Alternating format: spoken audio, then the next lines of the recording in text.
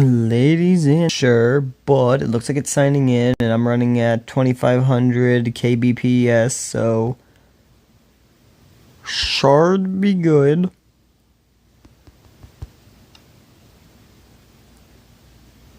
The realms are loading. It might take a half second because I just clicked on it, but yepers. Alright, seems like everything's back and good. What's up, everybody?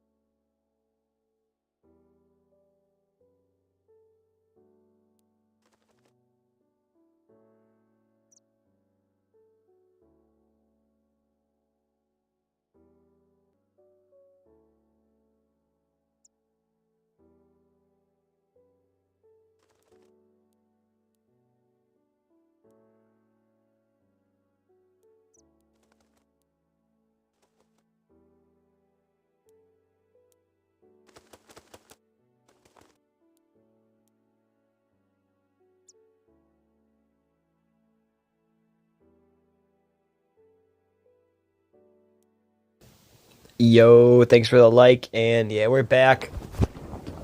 I'm gonna take a second from this Bible-sponsored video. Not really sponsored by anybody, but I'm gonna take a second from here and play some of that other Call of Duty gospel. The Duty are as important as the Bible, but this is some facts that need to be spit about Call of Duty from the OG Blame Truth. Unless nobody wants to hear that, then I guess I'll just leave it off at the moment. Yo, what's up, Cheese?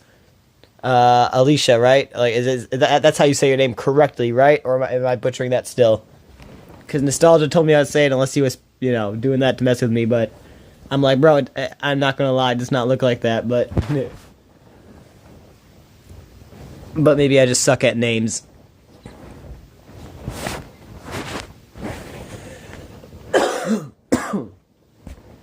Yes, heck yeah. that doobie, what's up? Nice. Alright, so he wasn't messing with me. I assumed he wasn't, but I was gonna say, like, it would be geeking if he actually was messing with me, and, like I said before in my streams, I butcher names, and no, why is the internet doing that? It's acting slow again. What the heck? Maybe it's just my internet in general.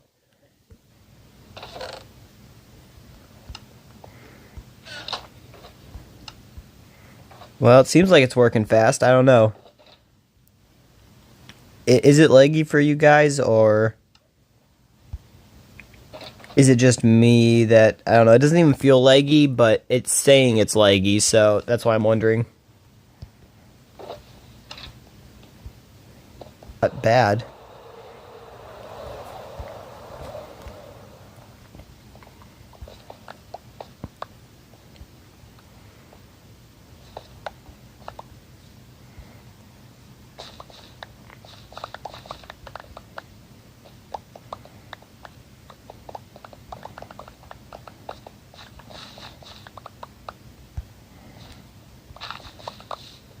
Not lagging right now. Nice. I'm gonna say yeah, it was looking. I can't really point, but if you look under the eyeball and the little emoji character, you can see 1725. Yeah, but for something like this, when it's just like the stream, and I'm opening chests and the chests are actually. At that point, I have to rely on the word of you guys. Or I mean, I guess I could check.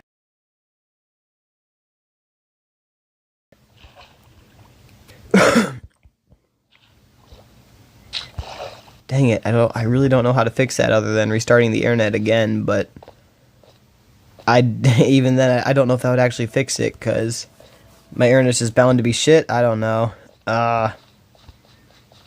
I could try to change the stream from 720p to 480.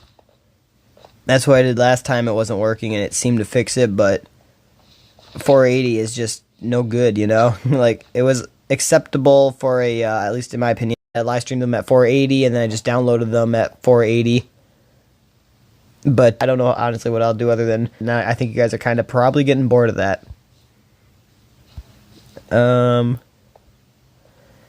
Look, guys, it's 2019. It's all a joke. It never happened. I mean, I guess it was funnier when it was 2015, but 2019 works too, I guess. It was a bad dream. Oh, that's a 419 alarm. Alright, yeah, I gotta make this ground all 63, or if it's dirt, 64. So this rock here needs to go down a layer. This dirt here, perfectly fine.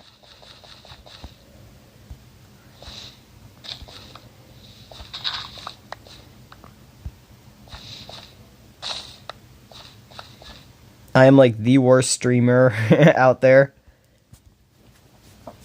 Because I just came back to the stream like 10 minutes ago. What the heck? Why is it still doing that? Fix yourself, you naughty word inserted there.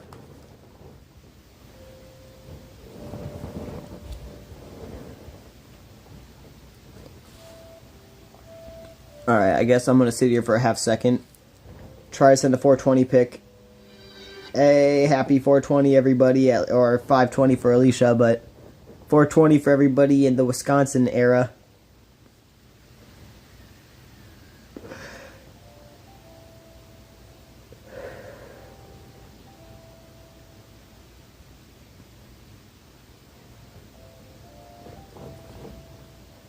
Bro, I had my uncle message me. So, like, I send 420 pictures, usually at 4:20 p.m. and 4:20 a.m. with, like, a Bible verse to people. It says 4:20, you know, a.m. or p.m. And then, yeah, a little Bible verse. Just so that way I'm, you know, sending people a Bible verse they can look at or whatever. And hopefully get something out of it. But, my uncle messaged me the other day and he was like, bro, do you ever sleep? I had to respond with a, nah, sleep is for the weak. But, yeah.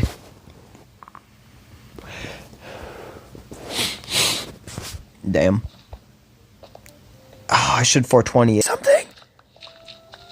At what? What was that? Even though there's only one person here. What?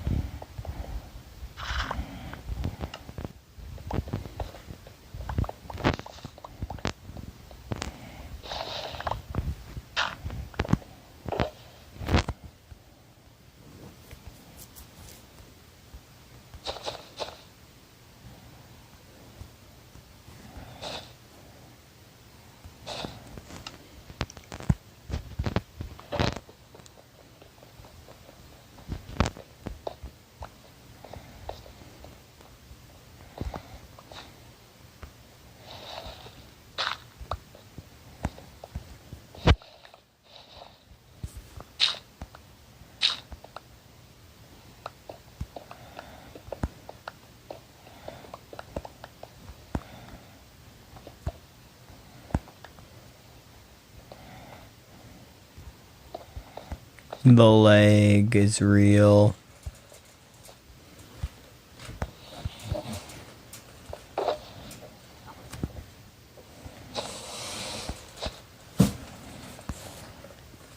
What the hell, son? Bruh.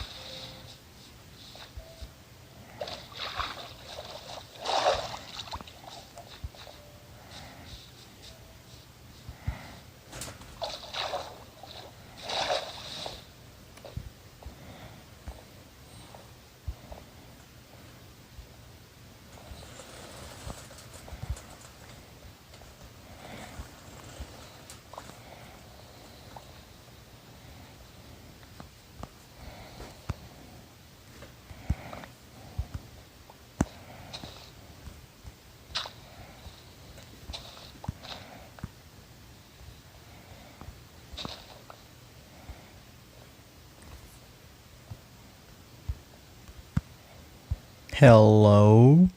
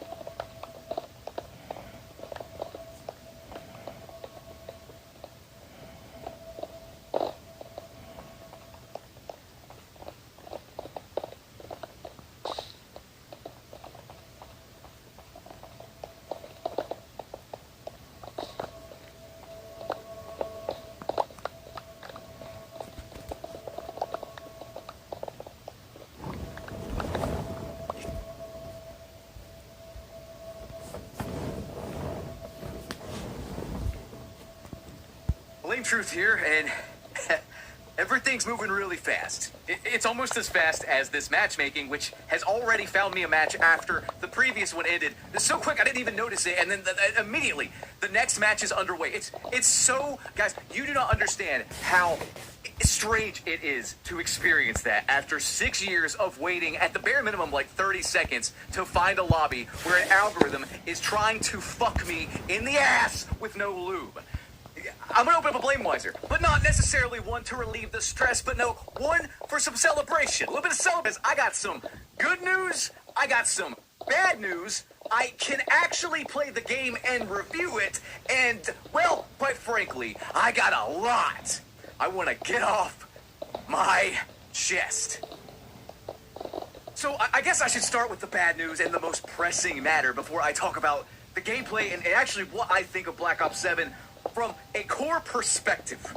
I'm not gonna lie, with no SBMM and good connections and fast matchmaking times and maps that aren't the size of a postage stamp is actually pretty decent. It's wild. Now there's some stuff people aren't gonna like, there's some stuff I still don't like, but I'll cover that in a bit. Stay tuned, okay? Stay tuned for that. I'll timestamp it if you want to skip right to it. But I gotta talk about this. They're already trying to bait and switch this SBMM thing. And my biggest fear with this change here, my biggest fear is that a playlist quite simply will not be good enough. I fear they're gonna try to skew the data or bullshit us or do something that have both the hand-holding algorithmic manipulative matchmaking and this reduced SBMM mode. I fear they're going to try to do both, and it's just not going to work.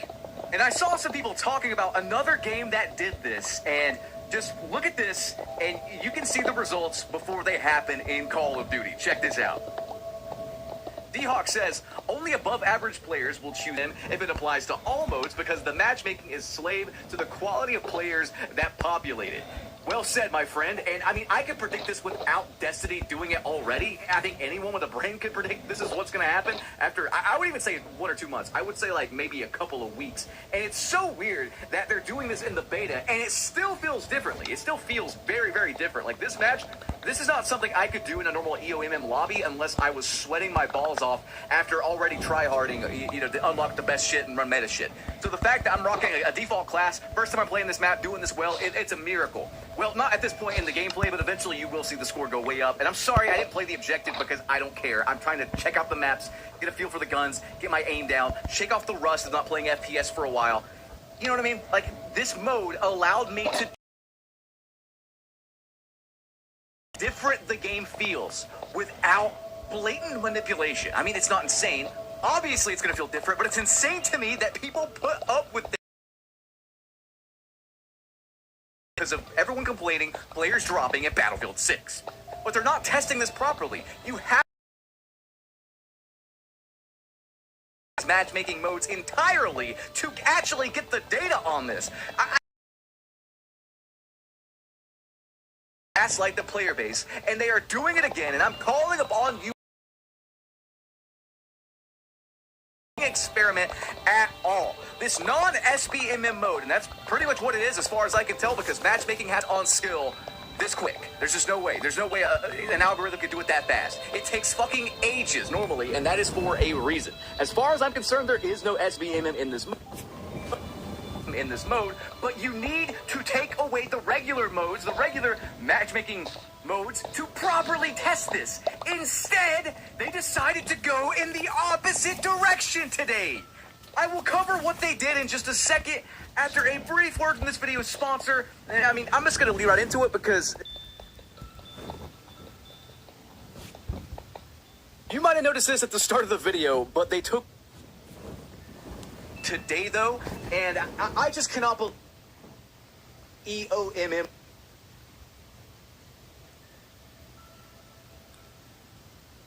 seeds in it for extra exfoliation. But yeah, hit up my link in the video description, pinned comment, matchmaking experiment. It's not gonna work. You're gonna need that soap to scrub the stench off of your sweaty body. If they go with an EOMM mode and then just a designated try hard mode, it's just not gonna work. Here is what they did today though, and I just cannot believe it. Like, I knew it was too good to be true. I praised them yesterday. I genuinely praised them. And not 24 hours later, they're already walking backwards with it. Just look at this. You might have noticed this at the start of the video, but they took away the no SBMM search and destroy mode and replaced it with the same old bullshit matchmaking mode. Nero says, they added SBMM back to S&D. What morons. Ink Slasher, bad yet.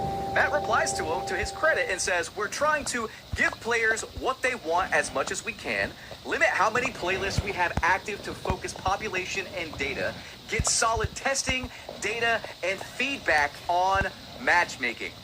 Matt, I know you're probably just getting paid to say that. I know you're probably just skirting around the issue. I get it. Like, you're just kind of the messenger here. You're in the David Vonderhaar position. I understand that. So with all due respect, I must tell you that for the past 6 fucking years, we have given you all the data you could ever ask for about your matchmaking system, the same old matchmaking system that came about in 2019 that you still are trying to push on us. You do not need to do this unless you are trying to weasel out of the one fucking good change you guys have done in 6 years. Can I get an amen there in the comment section, please? 2020, an amen. Game, don't load in. Completely playlist that has skill the matchmaking system entirely and funneling everyone in to the open portion. Individual disabilities to protect them. Human reaction time, normal people, for every one of those people, keep this lightning fast matchmaking with good connections. People can play more than ever. It's so refreshing getting into rapid fire. Smooth connections, fast matchmaking, organic matchmaking during this actual gameplay. So that is great. I haven't experienced this in years. I do want to talk about the gameplay now, though. I want to cover not getting paid a cent by Activision. Never will. The only time they're going to pay something with my name on it is a contract to a hitman. Anyway, let's get right on into it. So I've gotten to play several matches now. I've gotten to play 3 of the maps, not all of them, and I've got to kind of mess around with the movement. Now, some people are going to hate this game no matter what. Either you have Black Ops 6 PTSD. I'm actually kind of lucky because I didn't play that shitty game. Black Ops 6, for my money, is one of the worst video games. It's honestly an insult to call it a video game. It's one of the worst video games I've ever played in my life. Honest to God. So this, while similar, it's basically just, this is Black Ops 6 if it were good. With the no skill-based matchmaking. Obviously, skill-based matchmaking, EOMM, engagement optimized matchmaking, makes every problem that much worse. It amplifies every bad thing about the game. But I want to talk about what I like and what I don't like. So, the movement. The movement here is quite divisive, and to be completely honest, I think it's too much. I am just not a fan of omni movement. I am consistent. Like, I accidentally do this here, by the way. I didn't mean to backslide like that. It looks cool, I guess, but I don't like it. I didn't mean to do it. I find myself accidentally wall jumping as well. I guess I need to go turn off the assist or whatever. I'm not a fan of this much movement. I think designated jump spots that, would be very, very noticeable and highlighted maybe on the map in certain portions. This game just had, like, Black Ops movement. I can get used to it. I can stomach it. But I'm not a huge fan of it. I think it's a little bit better than Black Ops 6, though, for what it's worth. It's not as clunky feeling. I'll give it that. Regardless, though, the maps. Obviously, the maps are a night and day difference. It shouldn't even be a contest. Black Ops 6 has the worst maps in any FPS I have ever played in my fucking life. Of the 3 maps I played, though, I don't know. They're okay. I find them to be a little bit too vertically biased, and with the jumping, it makes sense. But it feels like first impressions, there's a bit too many 5 different ways of getting shot.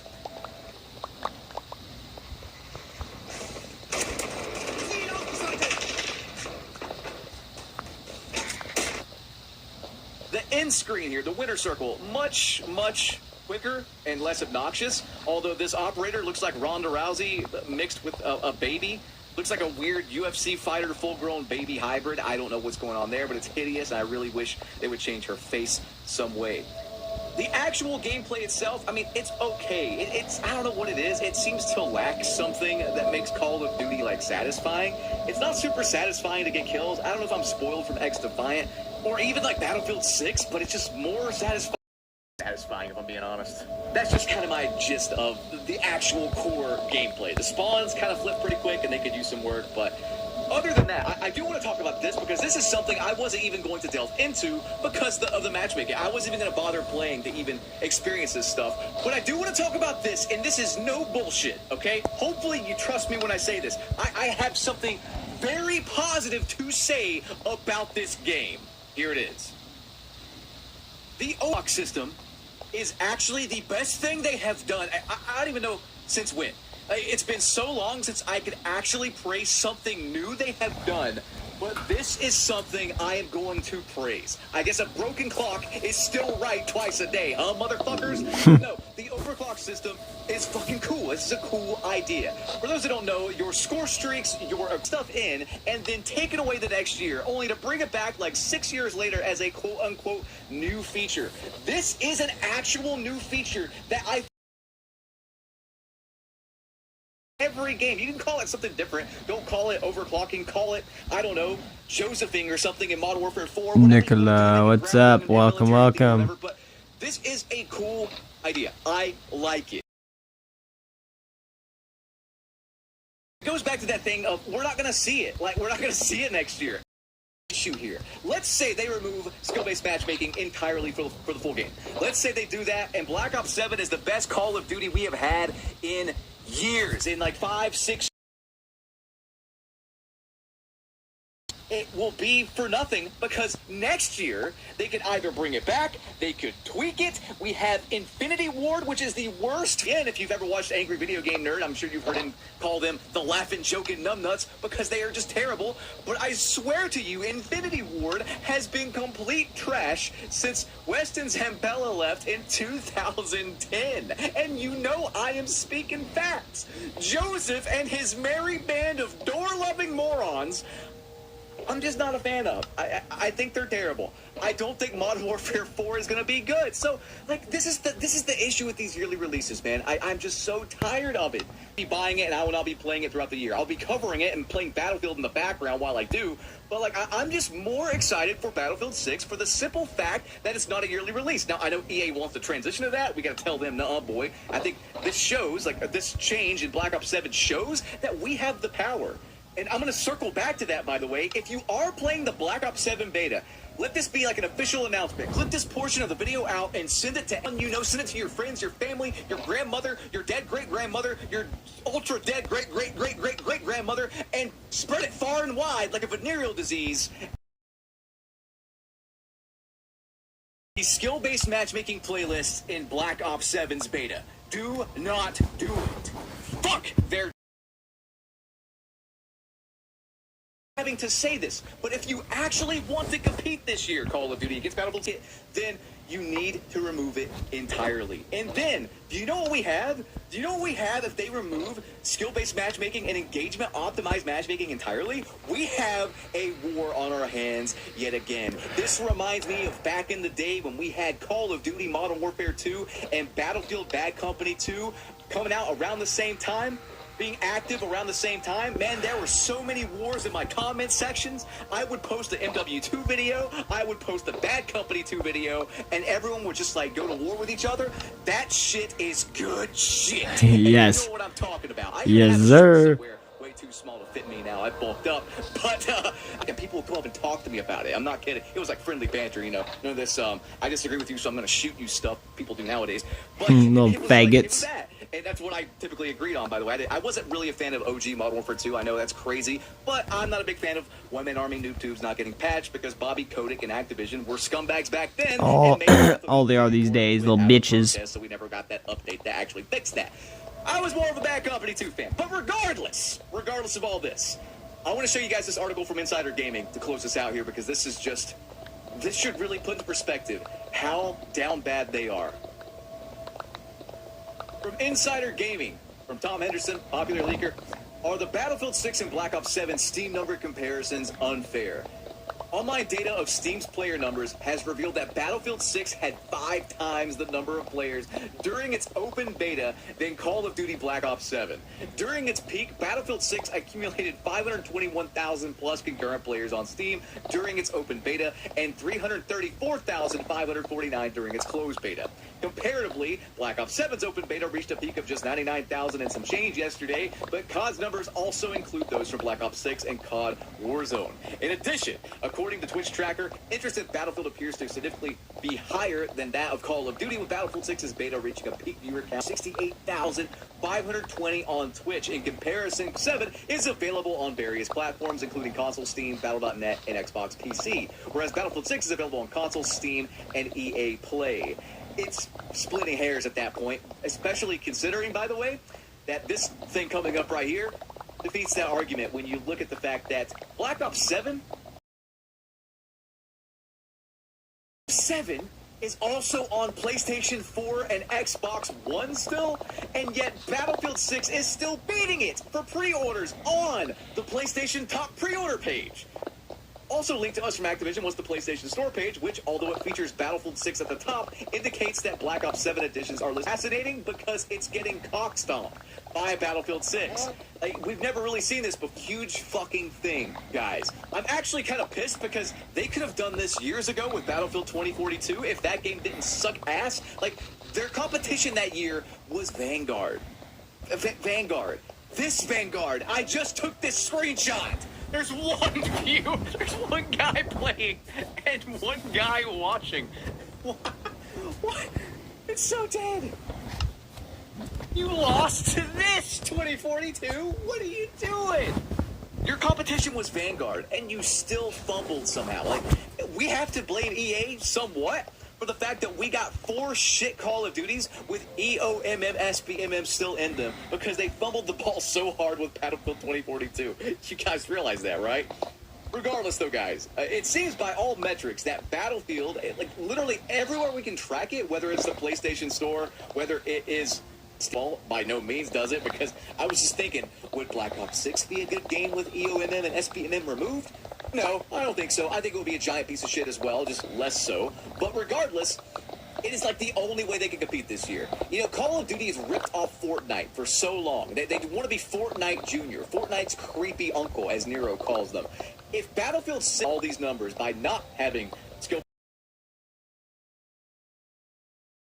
not jerking their fans around and whatnot, then Call of Duty is just going to rip that off. We have seen that like, since Fortnite became the top game and kicked their ass. They just, like, they're not trendsetters anymore. They just follow what's popular. I still think Battlefield 6 is going to kick their ass, even if they remove skill-based matchmaking. But regardless, I would play both games if they did that, and I would actually, you know, cover both games. It would be an exciting time. If Call of Duty can finally just say, hey guys, I hope you enjoyed this video. If you did, drop a like, rating, subscribe, ring that notification bell, and I'll catch you on the next one. Have a good one. Oh, and by the way, do not play those skill-based matchmaking playlists in the Black Ops 7 beta. See you later.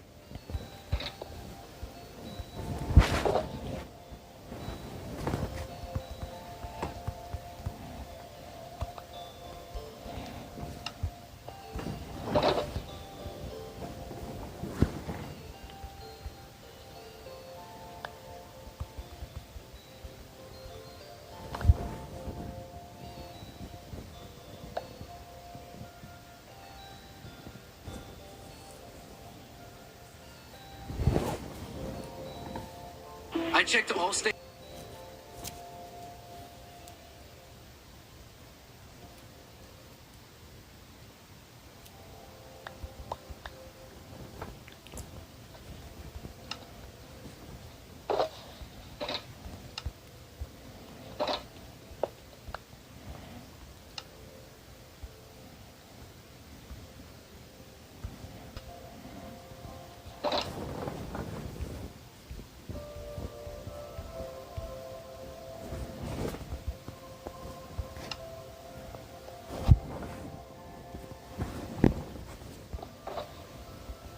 Your request, even up to half the kingdom, it will be granted.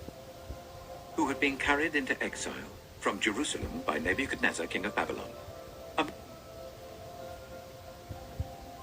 But Mordecai would not kneel down or pay him honor. Then the royal in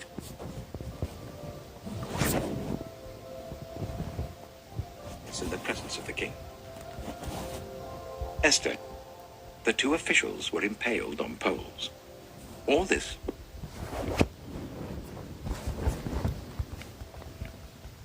When the virgins were assembled a second time, Mordecai was sitting at the king's gate, but Esther, as she had done when he was bringing her up. During the time Mordecai was sitting at the king's gate, Bigthana and Teresh became angry and conspired to assassinate King Xerxes. But Mordecai found out about the plot and told Queen Esther, who in turn reported it to the king, giving credit to Mordecai. And when the report was investigated and found to be true, the two officials were impaled on poles. All this was recorded in the book of the annals in the presence of the king. Pay him honor. He was enraged. Yet having learned who Mordecai's people were, he scorned the idea of killing only Mordecai. The Jews throughout the whole kingdom of Xerxes. In the 12th year of King Xerxes, her, that is the lot, was elect to day and month. And I will give 10,000 talents of silver to the king's administrators for the royal treasury. So the king took his signet ring from his finger and gave it to Haman, son of Hammedatha, the Agagite, the enemy of the Jews. Keep the Sorry guys, it's lagging. With the order to destroy, kill, and annihilate all the Jews, young and old, women and children, on a single day, the 13th day of the 12th month.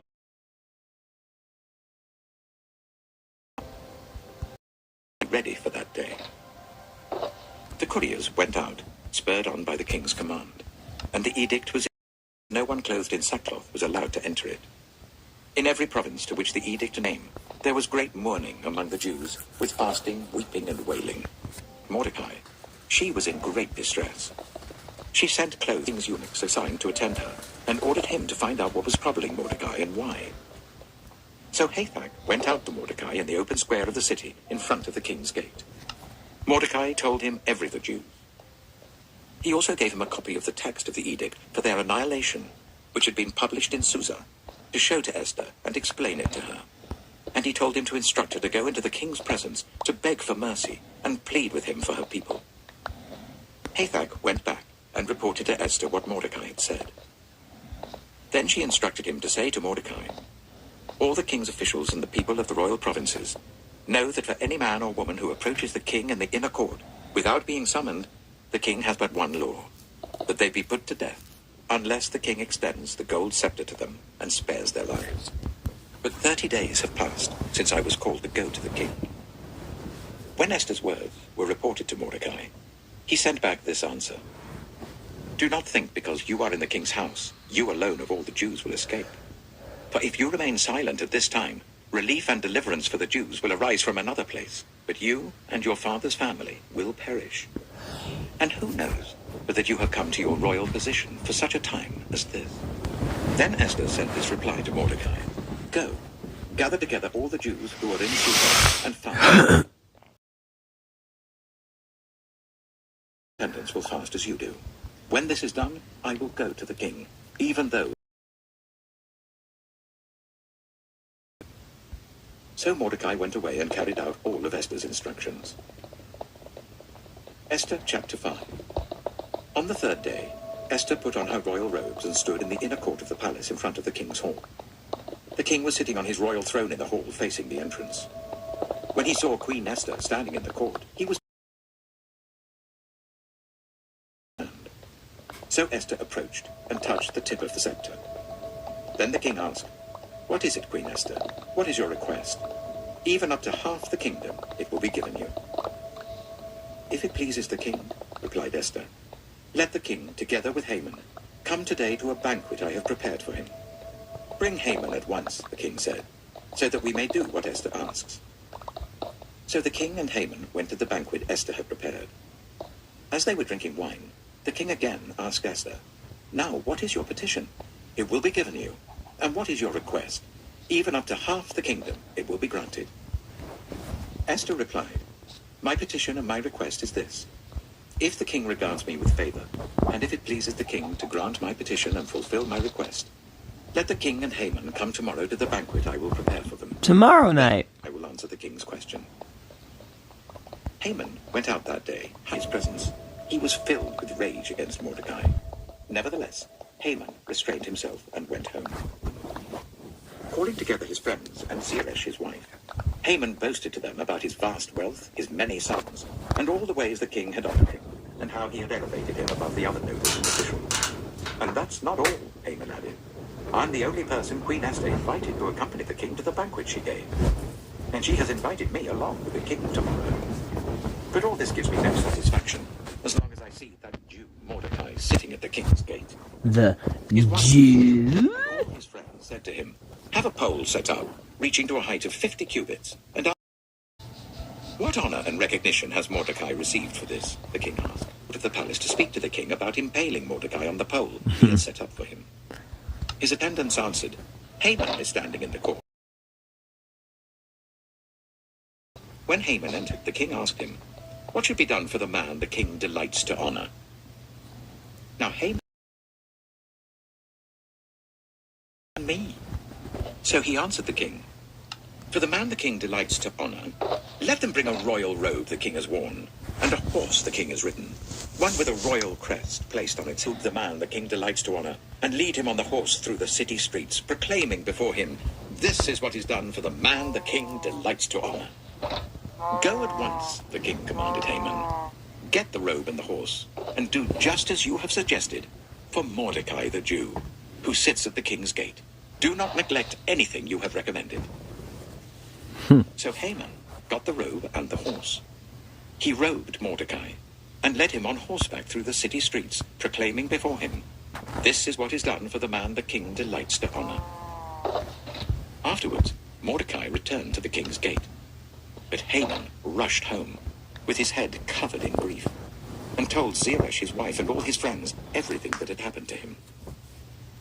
His advisers and his wife Zeresh said to him, "Since Mordecai, before whom your downfall has started, is of Jewish origin, you cannot stand against him. You will surely come to ruin." While they were still talking with him, the king's eunuchs arrived and hurried Haman away to the banquet Esther had prepared. Esther chapter 7.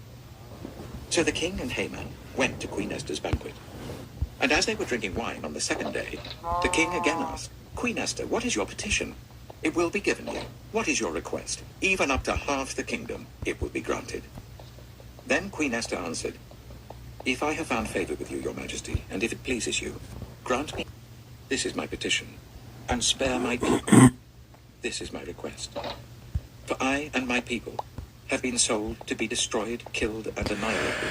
If we had merely been sold as male and female slaves, I would have kept quiet, because no such..." He's asked Queen Esther, That was spitting a loogie, that was not farting. The man who has dared to do such a thing.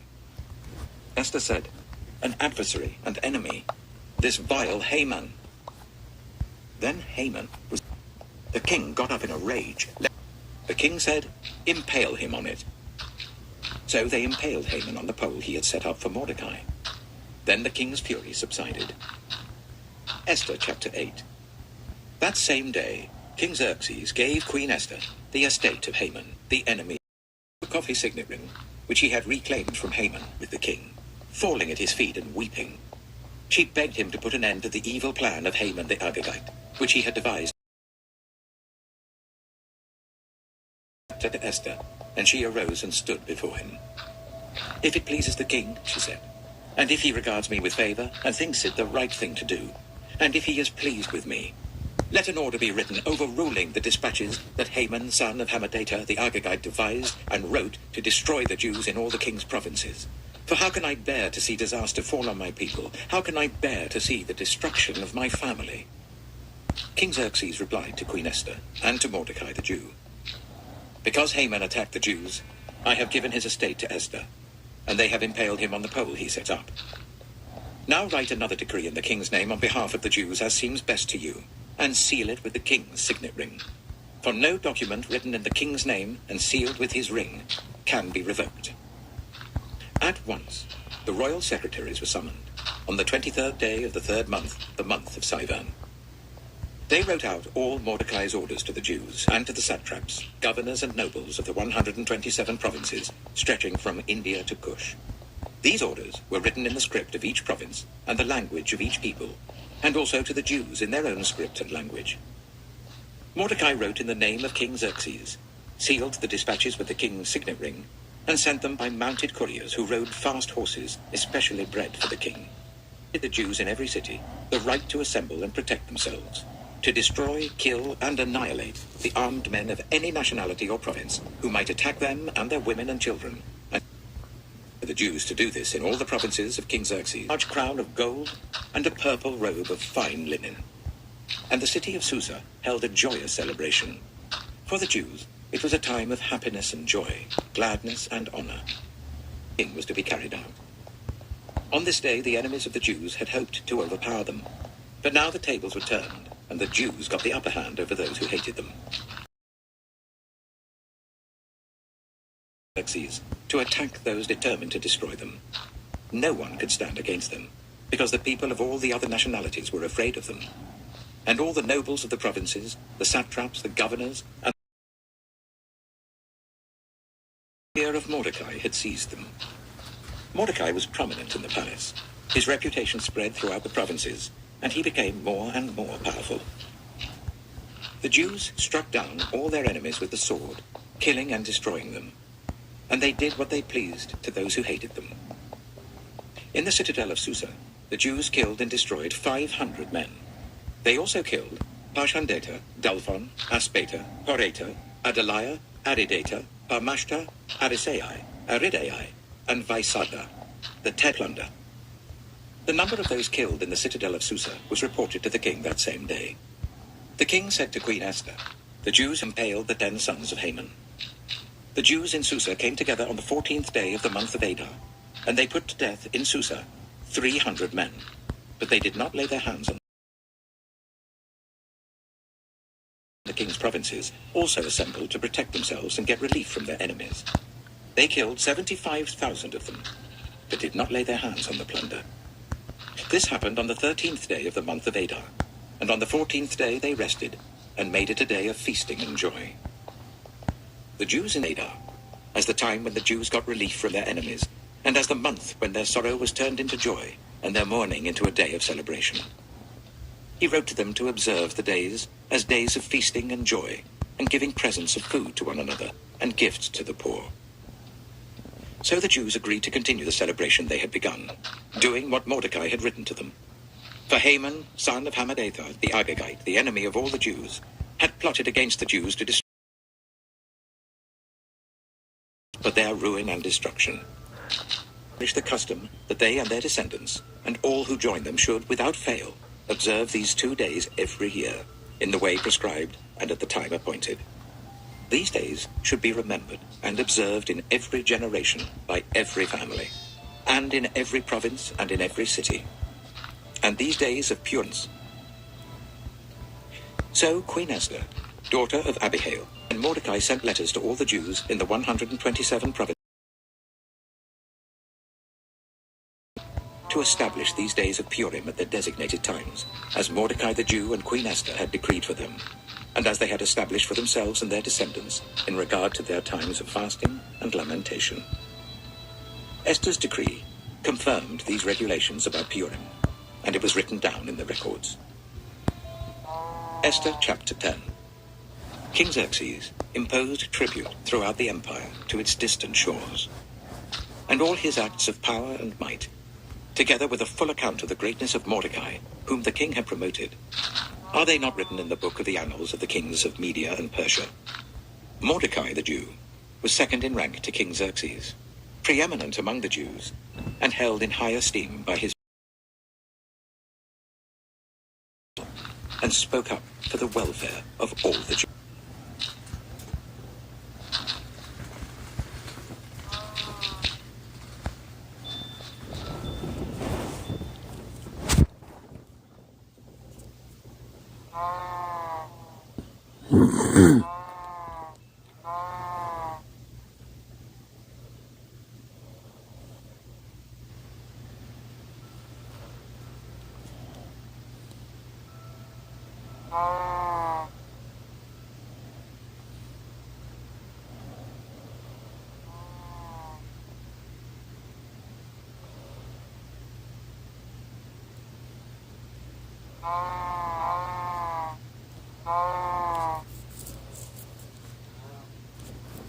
Job, chapter 1.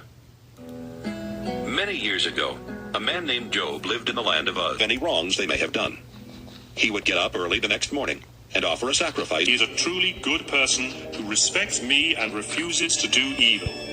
Why shouldn't he respect you? Satan remarked.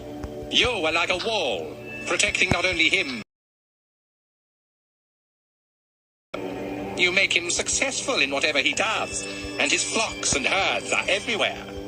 Try taking away everything he owns, and he will curse you to your face.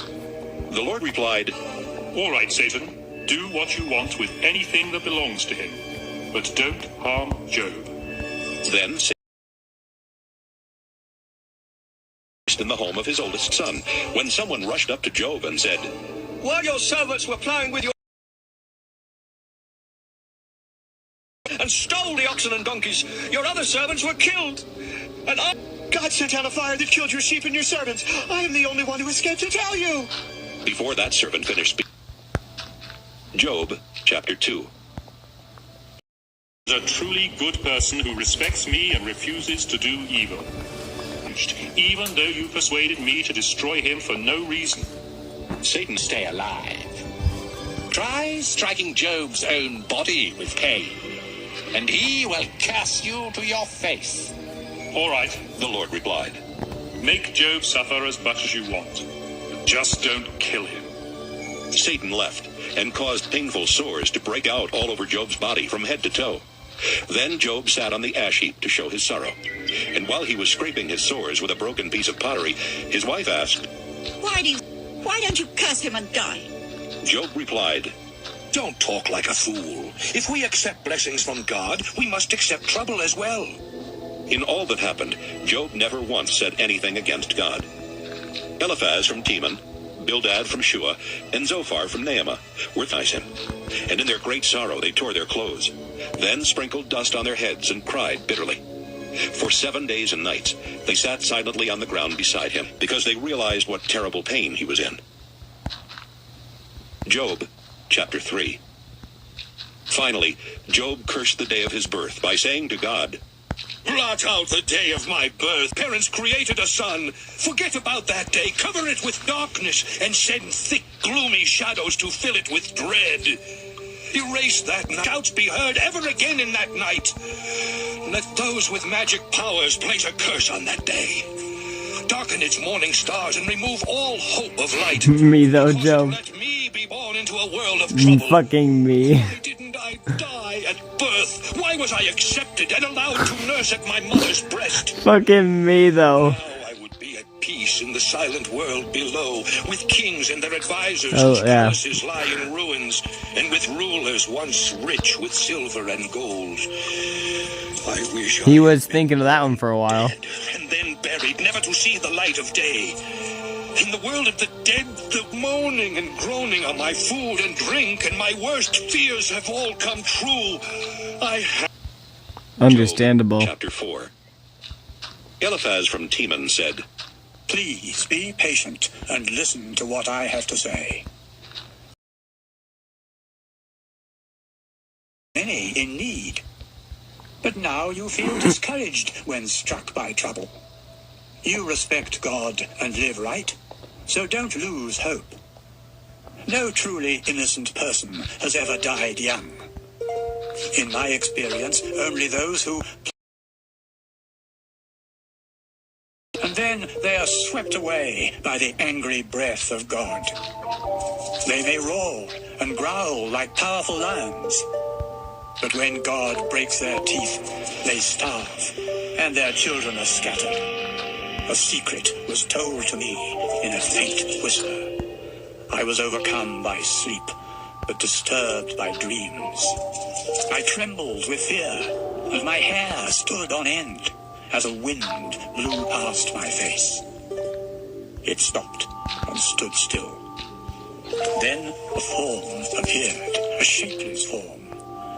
And from the silence, I heard a voice say, No humans are innocent in the eyes of God, their creator. He finds fault with his servants and even with his angels. Humans are formed from clay and are fragile as moths. So what chance do you have? Born after daybreak, you die before nightfall and disappear forever. Your tent pegs are pulled up, and you leave this having gained. Job, chapter 5. Job, call out for help, and see if an angel comes. Envy and jealousy will kill a stupid fool. I have seen fools take root, but God sends a curse, suddenly uprooting them, and leaving their children helpless in court. Then hungry and greedy people gobble down their crops and grab up their wealth. Our suffering isn't caused by the failure of crops. It's all part of life, like sparks shooting skyward. Job, it's more than we can count. God sends showers on earth and waters the fields. He protects the sorrowful and lifts up those who have been disgraced. God swiftly traps the wicked in their own evil schemes, and their wisdom fails. Darkness is their only companion, hiding their path at noon. Trouble may strike. In times of war and famine, God will keep you safe. You will be sheltered without fear of hurtful words or any other weapon. You will laugh at the threat of destruction and famine. And you won't be afraid of wild animals. They will no longer be fierce. And your rocky fields will become friendly. Your home will be secure, and your sheep will be safe.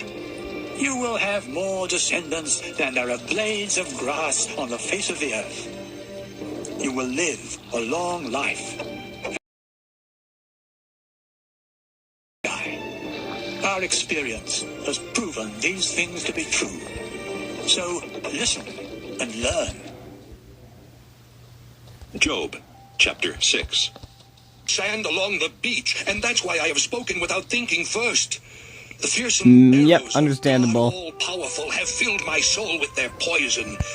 Do oxen and wild donkeys cry out in distress unless they are hungry? What is more tasteless than the white of an egg? That's how my food tastes, and my appetite is gone. How I wish that God would answer my prayer and do away with me.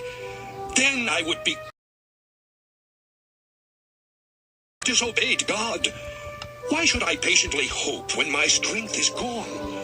I am not strong as stone or brawn, no longer respect God all-powerful.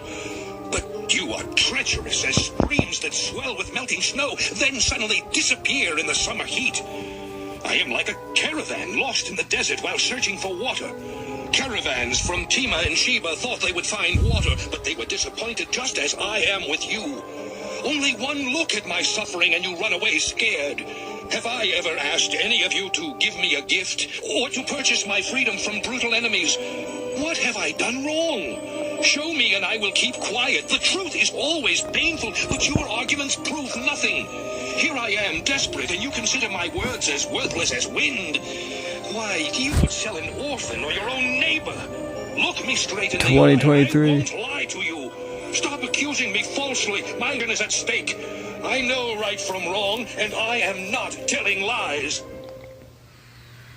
Job, chapter 7. Why is life so hard?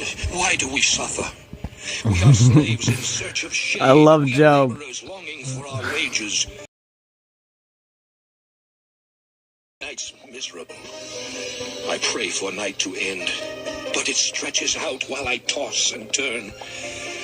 My parched skin is covered with worms, dirt, and sores, and my days are running out quicker than the thread of a fast-moving needle. I mean, granted, he was in more pain and stuff, Don't but forget, my life is just a breath, and trouble lies ahead.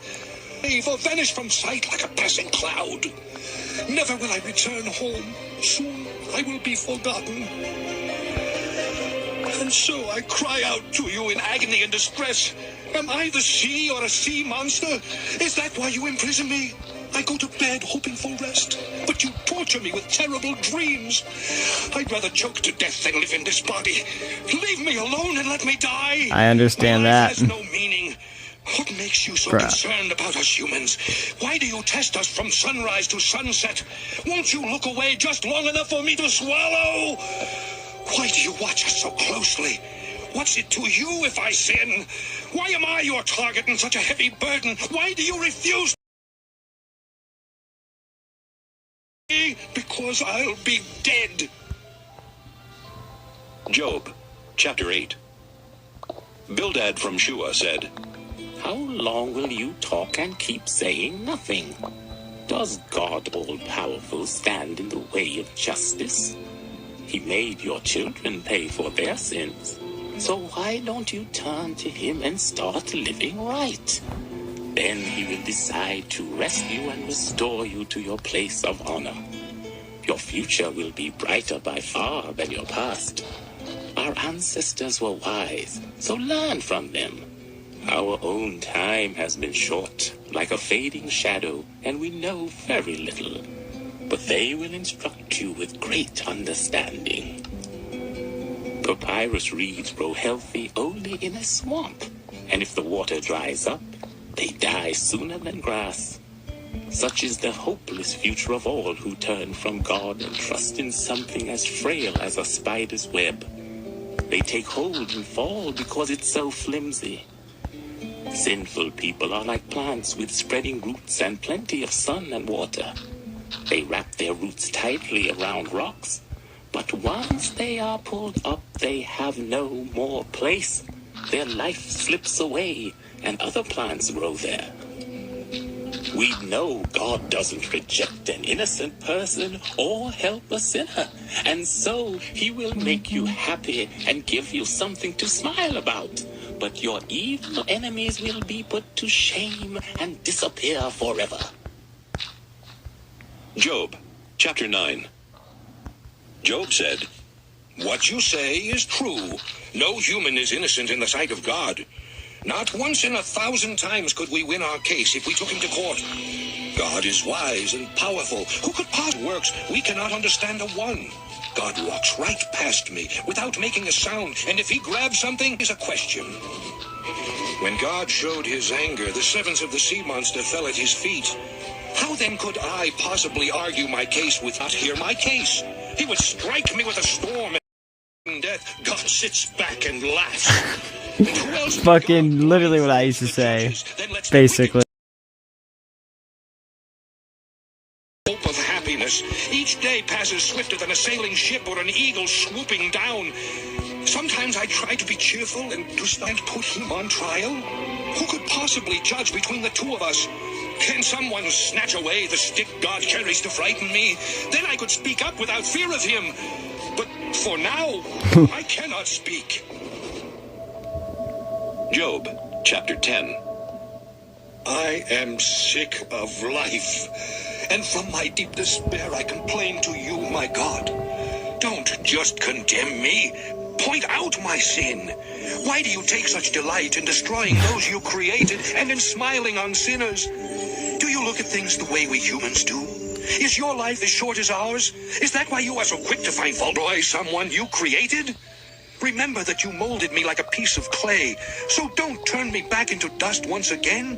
As cheese is made from milk, you created my body from a tiny drop. Flesh and skin. You, the source of my life, showered me with kindness and watched over me. You have not explained all of your mysteries, but you catch and punish me each time I sin. Guilty or innocent, I am condemned and ashamed because of my troubles. No matter how hard I try, you keep hunting me down like a powerful lion. You never stop accusing me. You become furious and attack over and over again. Why did you let me be born? I would rather have died before birth and been carried to the grave without ever breathing. I have only a few days left. Why don't you leave me alone?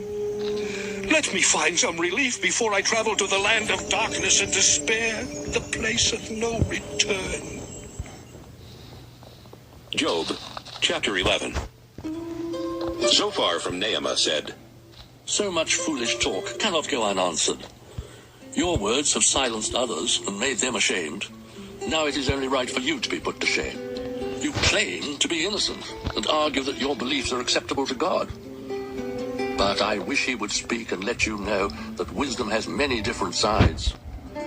You would then discover that God has punished you less than you deserve. Can you understand the mysteries surrounding God all-powerful? They are higher than the heavens and deeper than the grave. what can you do when you know so little, and these mysteries outreach the earth and the ocean? If God puts you in prison and fearless, your troubles will go away like water beneath a bridge, and your darkest night will and emptied of worry. Our evil will go blind and lose their way. Their only escape is death. Job said to his friends, "You and other godless people live safely at home and say, 'God is in our hands.' If you want to learn, then go and ask the wild animals and the birds, the flowers and the fish. Any of them can tell you what the Lord has done. Every living creature is in the hands of God. We hear with our ears, taste with our tongues, and gain some wisdom from those who have lived a long time. But God is the real source of wisdom and strength. No one can rebuild what he destroys or release those he has imprisoned. God can hold back the rain or send a flood just as he rules over liars and those they lie to. God destroys counselors, turns judges into fools, and makes slaves of kings. God removes priests and others who have great power. He confuses wise. He makes nations strong, then shatters their strength. God strikes their rulers senseless, then leaves them to roam through barren deserts, lost.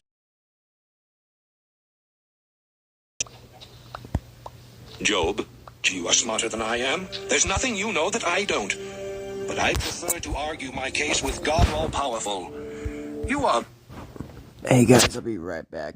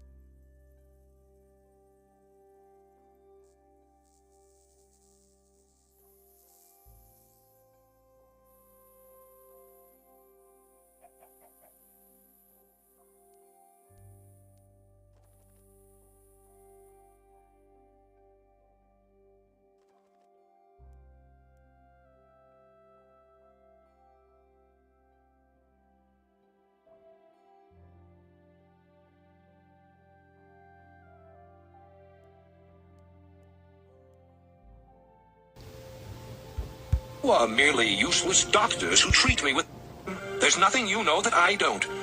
But I prefer to argue my case with God all-powerful. You are merely useless doctors who treat me with lies. The wisest thing you can do is to keep quiet and listen to my argument. Are you telling lies for God and not telling the whole truth when you argue his case?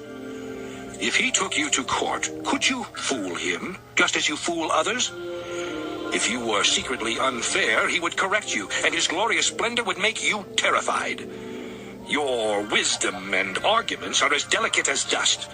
Be quiet while I speak, then say what you will. I will be responsible for what happens to me. God may kill me, but still I will trust him and offer my defense. This may be what saves me, because no guilty person would come to his court. Listen carefully to my words. I have prepared my case well, and I am certain to win. If you can prove me guilty, I will give up and die. I ask only two things of you, my God, and I will no longer hide from you. Stop punishing and terrifying me. Then speak, and I will reply, or else let me speak, and you reply. Please point out my sins so I will know them. Why have you turned your back and count me your enemy? Do you really enjoy frightening a falling leaf? Why do you accuse me of horrible crimes and make me pay for sins I did in my youth? You have tied my feet down and keep me surrounded. I am rotting away like cloth eaten by worms. Job, chapter 14. Life is short and sorrowful for every living soul. We are flowers that fade and shadows that vanish. And so I ask you, God, why pick on me? There's no way a human can be completely pure. Our time on earth is brief. The number of our days is already decided by you. Why don't you leave us alone and let us find some happiness while we toil and labor? When a tree is chopped down, there is always the hope that it will sprout again. Its roots and stump may rot, but at a touch of water, fresh twigs shoot up. Humans are different. We die, and that's the end.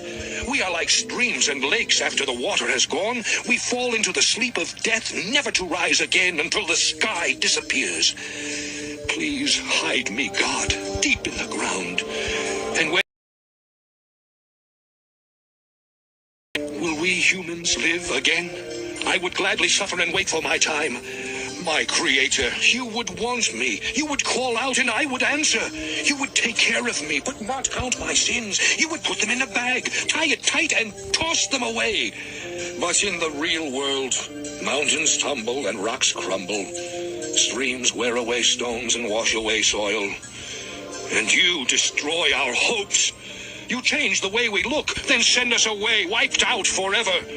We never live to know if our children are praised or disgraced. We feel no pain but our own, and when we mourn, it's only for ourselves. Job, chapter 15. Eliphaz from Teman said, Job, if you had any sense, you would stop spreading all of this hot air. Your words are enough to make others turn from God and lead them to doubt. And your sinful, scheming mind is the source of all you say. I am not here as your judge. Were you the first human? Are you older than the hills? Have you ever been present when God's council meets? Do you alone have wisdom? Eliphaz from Teman said, Job, judge. Your own words are witnesses against you. Were you the first human? Are you older than the hills? Have you ever been present when God's council meets?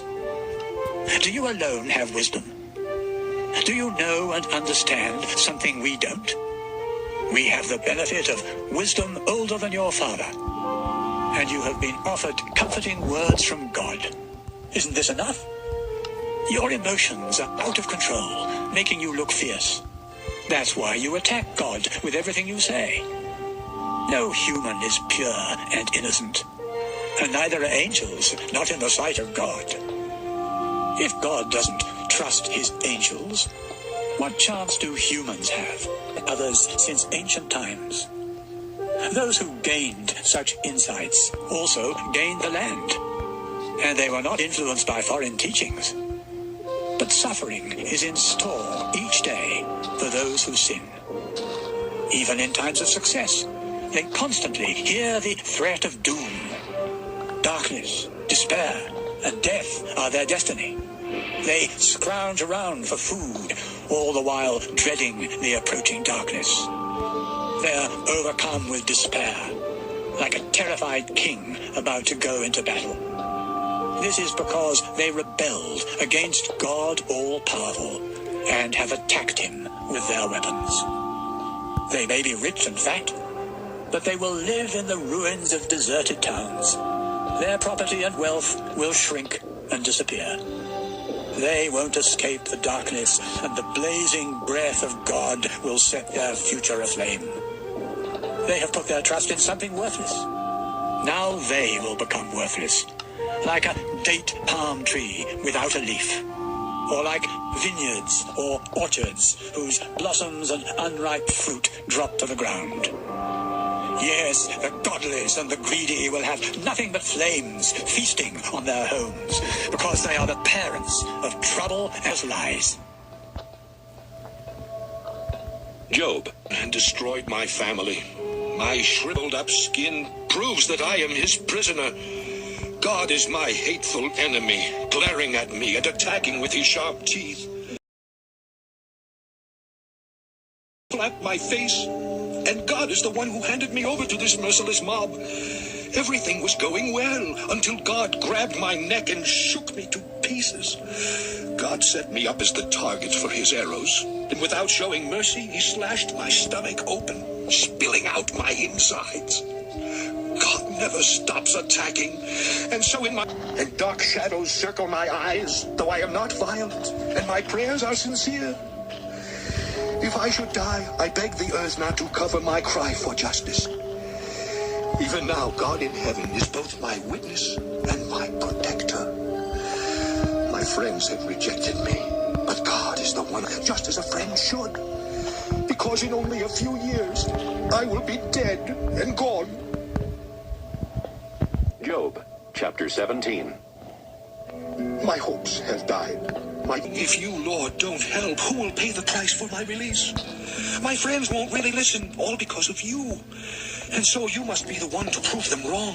They have condemned me just to benefit themselves, now blind their children. You, God, are the reason I am insulted and spit on. I am almost blind with grief. My body is a mere shadow. People who are truly good would feel so alarmed that they would become angry at my worthless friends. They would do the right thing, and because they did, they would grow stronger. But none of my friends show any sense. My life is drawing to an end. Hope has disappeared. But all my friends can do is offer empty hopes.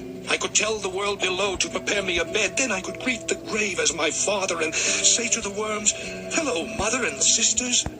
But what kind of hope is that? Will it keep me company in the world of the dead? Job, chapter 18. Bildad from Shua said, How long will you talk? Be sensible. Let us speak. Or do you think that we are dumb animals? You cut yourself in anger. Will that shake the earth or even move the rocks? The lamps of sinful people soon are snuffed out, leaving their tents dark. Their powerful legs become weak, and they stumble on schemes of their own doing. Before they know it, they are trapped in a net, hidden along the path. Terror strikes and pursues from every side. Starving, they run, only to meet disaster, then after to die a gruesome death. Then their tents and possessions are burned to ashes, and they are left like trees, dried up from the roots. They are gone and forgotten, thrown far from the light into a world of darkness, without any children to carry on their name. Everyone, from east to west, is overwhelmed with horror. Such is the fate of sinners and their families who don't know God. Job, chapter 19. Yo, what's up, cheese? How long will you torture me with your words? Isn't 10 times enough for you to accuse me? Aren't you ashamed? Even if I have sinned, you haven't been How you harmed. doing? You boast of your goodness, claiming I am suffering because I am guilty. But God, Cat away. the Lord of justice, answers me. God has me trapped with a wall of darkness and stripped of respect. God rips me apart, uproots my hopes, and attacks with fierce anger as though I were his enemy.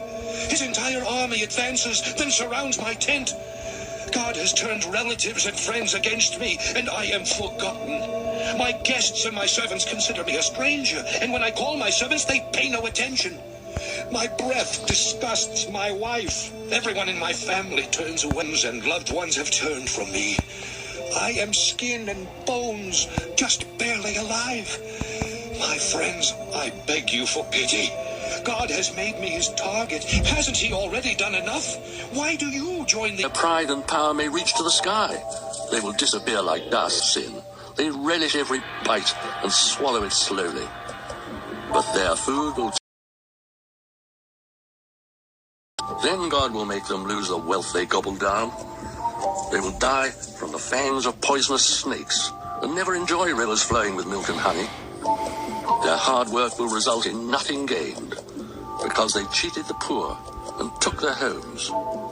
Greedy people want everything and are never satisfied. But when nothing remains for them to grab, they will be nothing.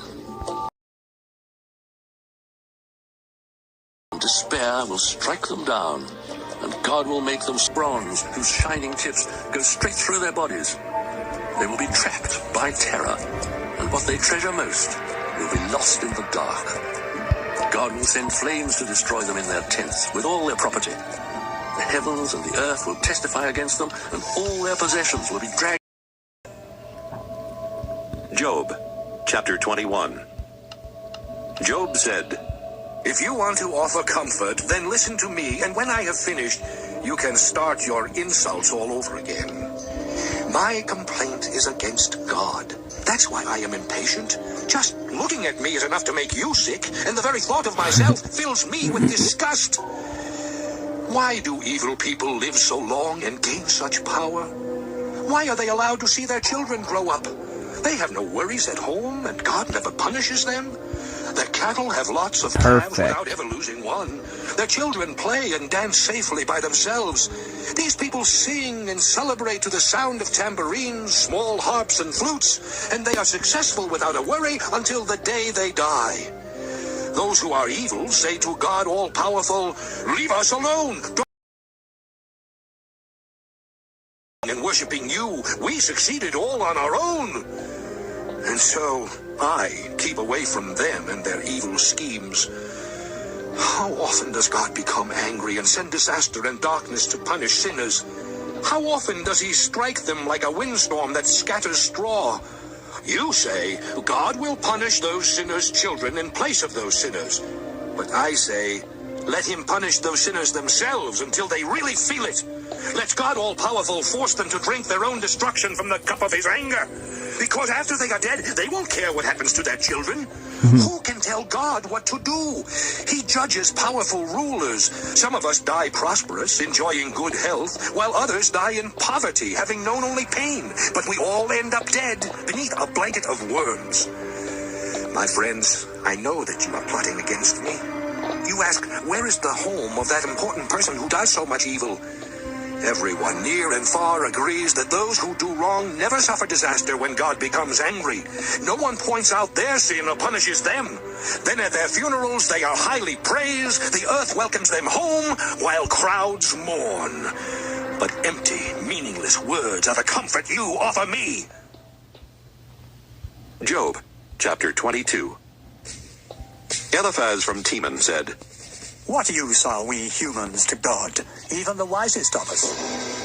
If you were completely sinless, that would still mean nothing to God all-powerful. Is he correcting you for worshipping him? No, it's because of your terrible sins. To guarantee payment of a debt, you have taken clothes from the poor, and you refused bread and water to the hungry and thirsty, although you were rich, respected, and powerful. You have turned away widows and have broken the arms of orphans. That's why you were suddenly trapped by terror, blinded by darkness, and drowned in a flood. God lives in the heavens, above the highest stars, where he sees everything. Do you think the deep darkness hides you from God? Do thick clouds cover his eyes? Give up those ancient ideas believed by sinners who were swept away without warning. They rejected God all-powerful, feeling he was helpless, although he had been kind to their families. The beliefs of these sinners are truly disgusting. When God's people see the godless swept away, they celebrate, saying, "Our enemies are gone, and fire has destroyed their possessions." Surrender to God all-powerful. You will find peace and prosperity. Listen to his teachings and take them to heart. If you return to God and turn from sin, all will go well with you. So get rid of your finest gold as though it was sand. Let God all-powerful be your silver and gold. 544, 543. And you made to him. He will do whatever you ask, and life will be bright. When others are disgraced, God will clear their names. It's last number? Okay. No, it's first number. 544 and 543. Because you obey God. Job, chapter 23. Job said, Today I complain bitterly, because God has been cruel and made me suffer. I knew where to find God. I would go there and argue my case. Me. Then I would discover what he wanted to say. 544, 534. No, Dang it. he would listen because I am innocent, and he would say, I now set you free. I cannot find God anywhere. In front or back of me, to my left or my right, God is always at work, though I never see him. But he knows what I am doing, and when he tests me, I will be pure as gold. I have never refused to follow any of his commands, and I have always treasured his teachings. But he alone is God, and who can oppose him? God does as he pleases, and he he will do exactly what he intends with me. Merely the thought of God all-powerful makes me tremble with fear. God has covered me with darkness, but I refuse to be silent. Job, chapter 24. Why doesn't God set a time for court? Why don't his people know where he can be found? The sinners remove boundary markers and take care of sheep they have stolen. They cheat orphans and widows by taking their donkeys and oxen. The poor are trampled and forced to hide in the desert, where they and their children must live like wild donkeys in search for food. If they want grain or grapes, they must go to the property of these sinners. They sleep naked in the cold because then they are forced to work naked in the grain fields because they have no clothes, and they go hungry. They crush olives to make oil and grapes to make wine, but still they go thirsty. And along the city streets, the wounded and dying cry out, yet God does nothing. Some rebel and refuse to follow the light. Soon after sunset, they murder the poor and the needy, and at night they steal. Others wait for the dark, thinking they won't be seen if they sleep with the wife or husband of someone else. Robbers hide during the day, then break in after dark because they reject the light. They prefer night to day, since the terrors of the night are their friends, and won't produce. Just as the heat of summer swallows the snow, the world of the dead swallows those who sin. Forgotten here on earth, and with their power broken, they taste sweet to worms. Sinners take advantage of widows and other helpless women, but God's mighty strength destroys those in power. Even if they seem successful, they are doomed to fail. God may let them feel secure, but they are never out of his sight. Great for a while, gone forever. Sinners are mowed down like weeds, then they wither and die. If I haven't spoken the truth, then prove me wrong. Job, chapter 25. Bildad from Shua said, God is the one to fear, because God is in control and rules the heavens. Who can count his army of stars? Isn't God the source of light? How can anyone be innocent in the sight of God? To him of the dead below the mighty ocean. Nothing in that land of death and destruction is hidden from God, who hung the northern sky and suspended the earth on empty space. God stores water in clouds, but they don't burst, and he wraps them around the face of the moon. On the surface of the ocean, God has drawn a boundary line between light and darkness, and columns supporting the sky tremble at his command. By his power and wisdom, God conquered the force of the mighty ocean. The heavens became bright when he breathed, and the escaping sea monster died at the hands of God. These things are merely a whisper of God's power at work. How little we would understand. Chapter 27. Job said, I am desperate because God all-powerful refuses to do. Day I die, I will refuse to do wrong by saying you are right, because each day my conscience agrees that I am innocent. I pray that my enemies will suffer no less than the wicked. Such people are hopeless, and God all-powerful will cut them down without listening when they beg for mercy. And that is what God should do, because they don't like him or ever pray. Now I will explain in detail what God all-powerful does. All of you have seen these things for yourselves, so you have no excuse. Here is how God all-powerful treats those who are wicked and brutal. They may have many children, but most of them will go hungry or suffer a violent death. Others will die of disease, and their widows won't be able to weep. The wicked may collect riches and clothes in abundance as easily as clay, but God's people will wear clothes taken from them and divide up their riches. No homes built by the wicked will outlast a cocoon. Dang, I'm rubber banding. Those sinners may go to bed rich, but they will wake up poor. Terror will strike at night like a flood or a storm, then a scorching wind.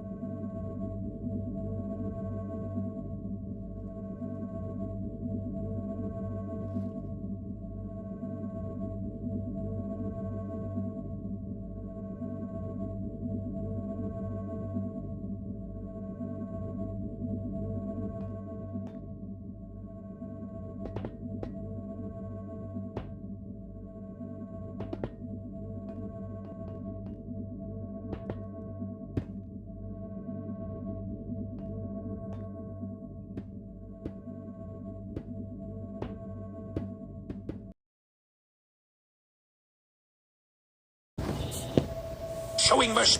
Rich will wake up poor. Terror will strike at night like a flood or a storm. Then a scorching wind will sweep them away without showing mercy as they try to escape. At last, the wind will celebrate because they are gone. Job, chapter 28. Gold and silver are mined, then purified. The same is done with iron and copper. Miners carry lanterns deep into the darkness to search for these metals. They dig tunnels in distant, unknown places where they dangle by ropes. Far beneath the grain fields, fires are built to break loose those rocks that have jewels or gold. Miners go to places unseen by the eyes of hawks. They walk on soil unto the proudest lions. With their own hands, they remove sharp rocks and uproot mountains. They dig through the rocks in search of jewels and precious metals. They also uncover the sources of rivers and discover secret places. But where is wisdom found? No human knows the way, nor can it be discovered in the deepest sea. It is worth much more than silver or pure gold or precious stones. Decided the path for rain and lightning, he also determined the truth and defined wisdom. Job said, I long for the path. His lamp showed me the way through the dark. I was in the prime of life. When poor people or orphans cried out for help, I came to their rescue, and I was highly praised for my generosity to widows and others in poverty. Kindness and justice were my coat and hat. I was good to the blind and to the lame. I was a When criminals attacked, I broke their teeth and set their victims free.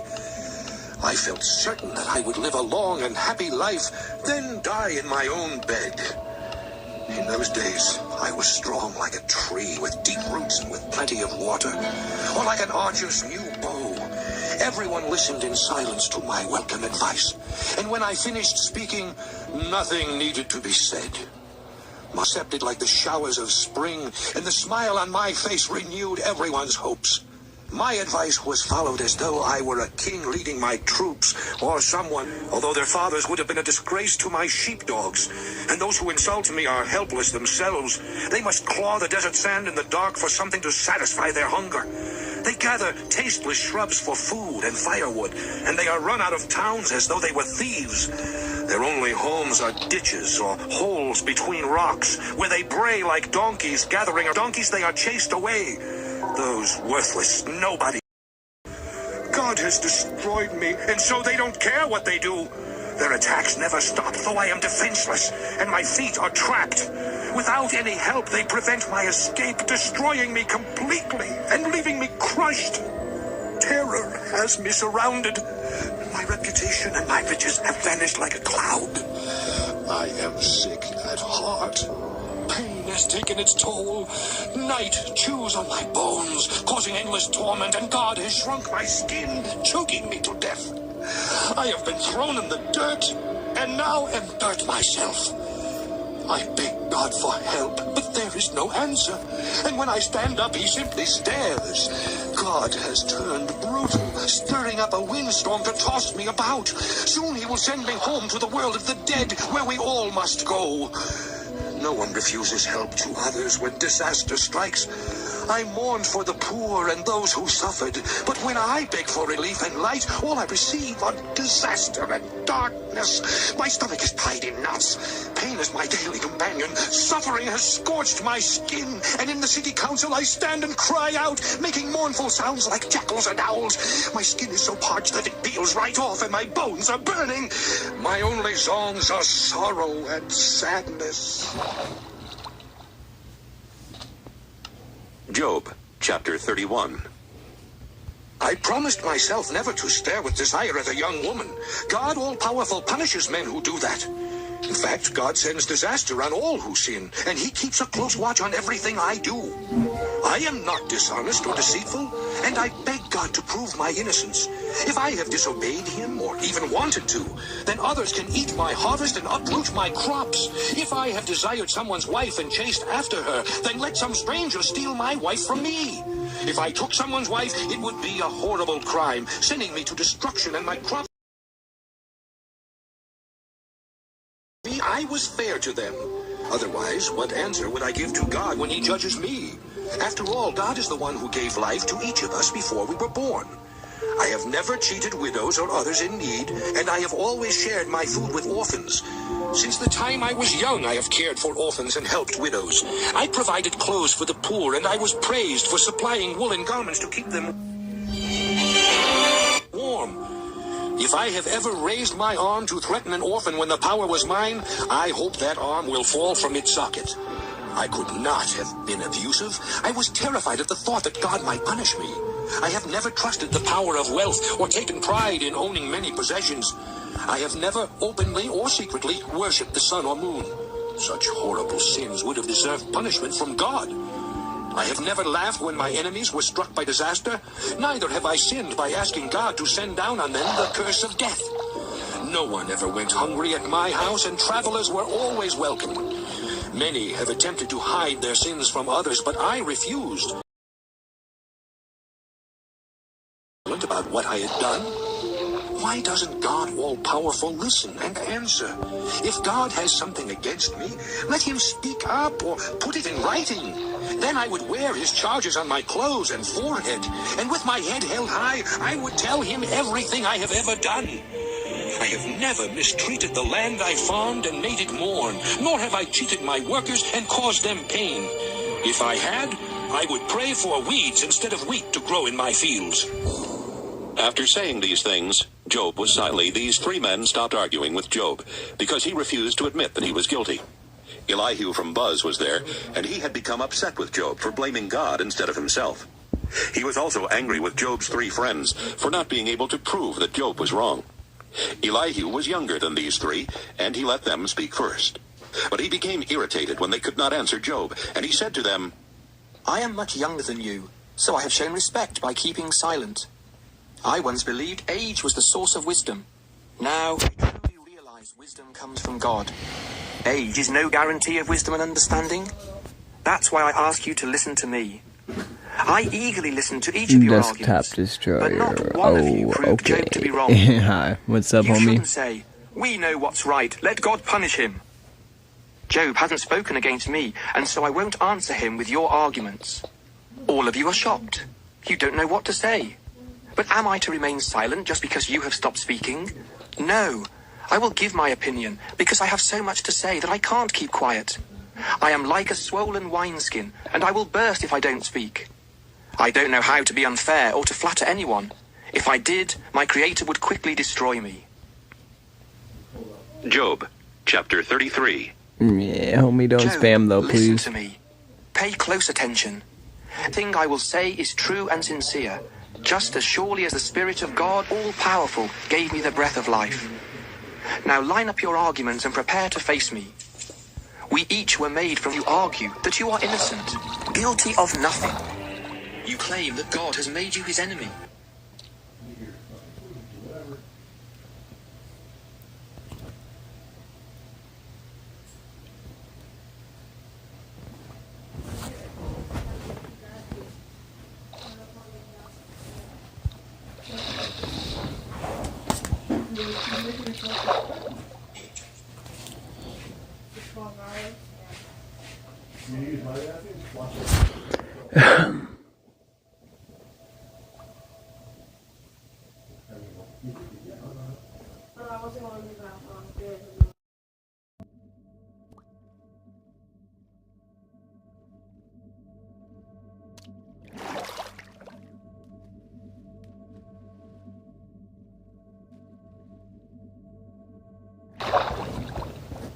I have heard you argue that you are innocent, guilty of nothing.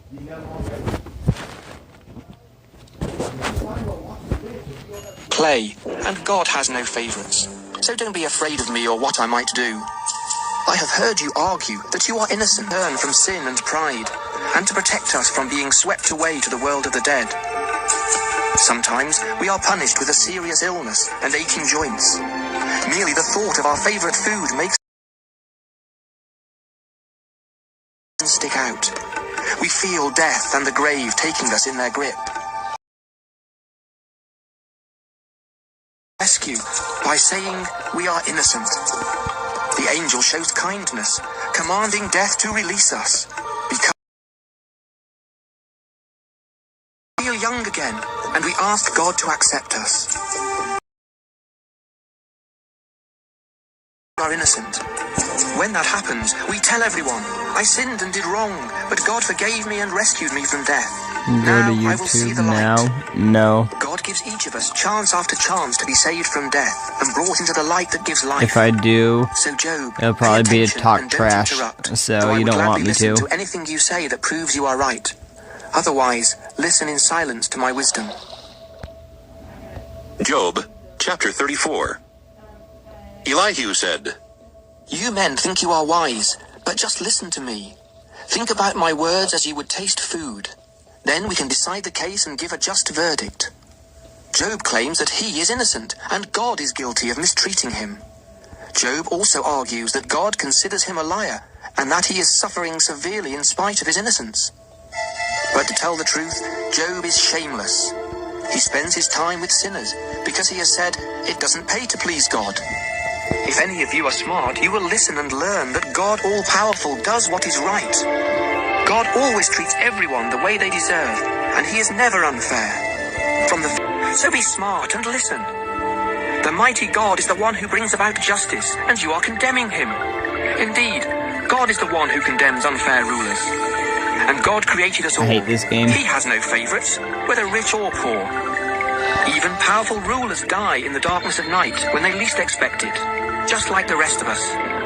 God watches everything we do. No evil person can hide in the deepest darkness. And so, God doesn't need to set a time for judgment. Without asking for advice, God removes mighty leaders and puts others in their place. He knows what they're like, and he wipes them out in the middle of the night. And while others look on, he punishes them because they were evil and refused to obey him. The persons they mistreated had prayed for help until God answered their prayers. When God does nothing, can any person or nation find fault with him? But still, he punishes rulers who abuse their people. Job, you should tell God that you are guilty and promise to do better. Then ask him to point out what you did wrong so you won't do it again. Do you make the rules, or does God with good sense can easily see that you are speaking nonsense and lack good judgment? So I pray for you to suffer as much as possible for talking like a sinner. You have rebelled against God time after time, and have even insulted. Everyone begs the mighty God to have mercy. But after their Creator helps them through hard times, they forget about him, though he makes us wiser than animals or birds. God won't listen to the prayers of proud and evil people. If God all-powerful refuses to answer their empty prayers, he will surely deny your impatient request to face him in court. Job, you were wrong to say God doesn't punish sin. Everything you have said adds up to nonsense. Job, chapter 36. Elihu said, Be patient till he warns them to turn back to him. And if they obey, they will be successful and happy from then on. But if they foolishly refuse, they will be rewarded with a violent death. Godless people are too angry to ask God for help when he punishes them. So they die young in shameful disgrace. Hard times and trouble are God's way of getting our attention. And at this very moment, God deeply desires to lead you from trouble and to spread your table with your favorite food. Now that the pain you endured make you sneer at God. Your reputation and riches cannot protect you from distress, nor can you find safety in the dark world below. Be on guard. Don't turn to evil as a way of escape. To guide or correct him. Others has looked up and seen how great God is. God is more than we imagine. No one can count the years he has lived. God gathers moisture into the clouds and supplies us with rain. Who can understand how God scatters the clouds and speaks from his home in the thunderstorm? And when God sends lightning, us with food. Each flash of lightning is one of his arrows striking its target, and the thunder tells of his anger. Job, chapter 37. I am frightened and tremble all over when I hear the roaring voice of God in the thunder, and when I see his lightning flash across the sky. God's majestic voice thunders. Snow and heavy rainstorms make us stop and think about God's power. and they force animals to seek shelter. The windstorms of winter strike, and the breath of God freezes streams and rivers. Rain clouds filled with lightning appear at God's command, travelling across the sky to release their cargo. Is brighter by far.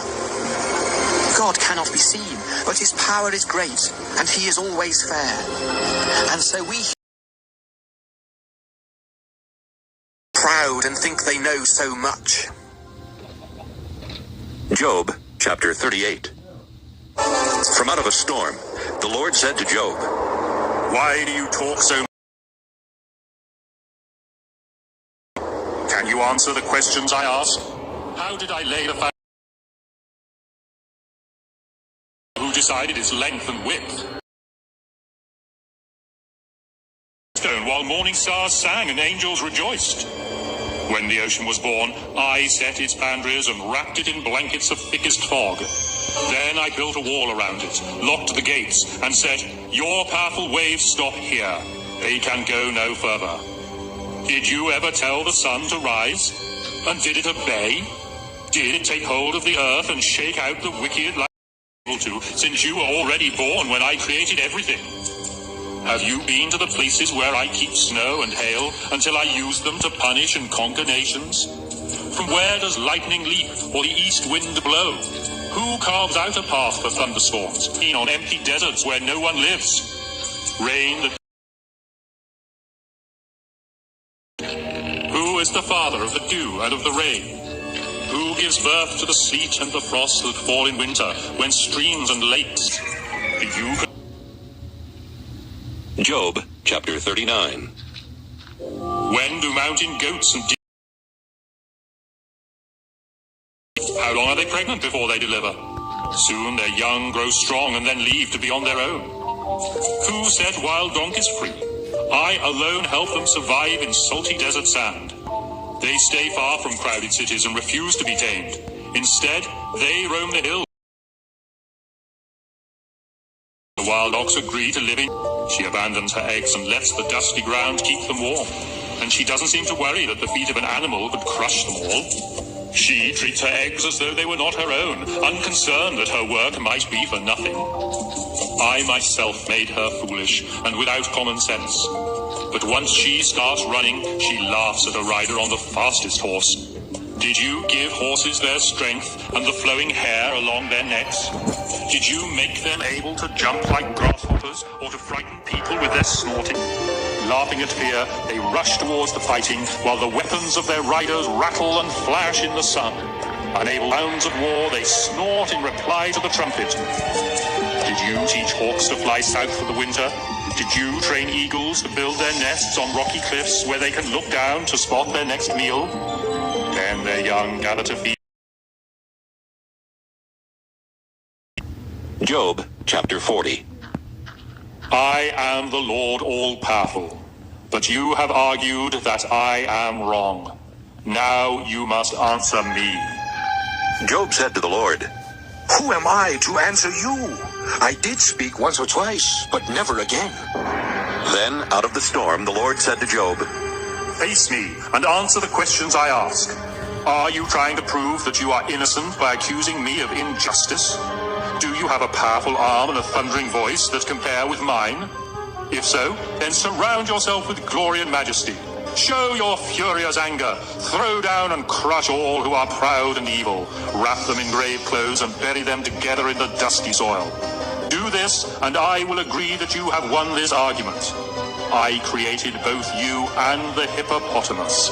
It eats only grass like an ox, but look at the mighty muscles in its bronze or iron.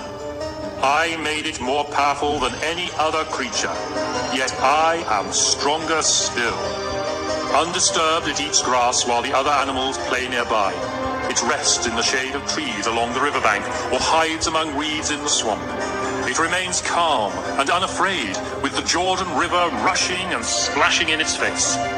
There is no way to capture a hippopotamus, not even by hooking its nose or blinding its eyes. Job, chapter 41. Can you catch a sea monster by using a fishhook? Can you tie its mouth shut with a rope? Can it be led around by a ring in its nose or a hook in its jaw? Will it beg for mercy? Will it surrender as a slave for life? Can it be tied by the leg like a pet bird for little girls?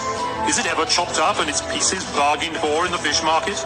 Can it be killed with harpoons or spears? Wrestle it just once. That will be the end. Merely a glimpse of this monster makes all courage melt, and if it is too fierce, in debt to no one. What powerful legs, what a stout body this monster possesses. Who could strip off its armor or bring it under control with a harness? Who would try to open its jaws, full of fearsome teeth? Its back is covered with shield after shield, firmly bound and closer together than breath to breath. When this monster sneezes, lightning flashes, and its eyes glow like the dawn. Sparks and fiery flames explode from its mouth, and smoke spews from its nose like steam from a boiling pot, while its blazing breath scorches everything in sight. Its neck is so tremendous that everyone trembles.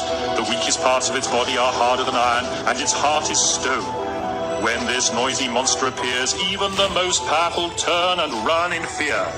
No sword or spear can harm it, and weapons of bronze or iron are as useless as straw or rotten wood.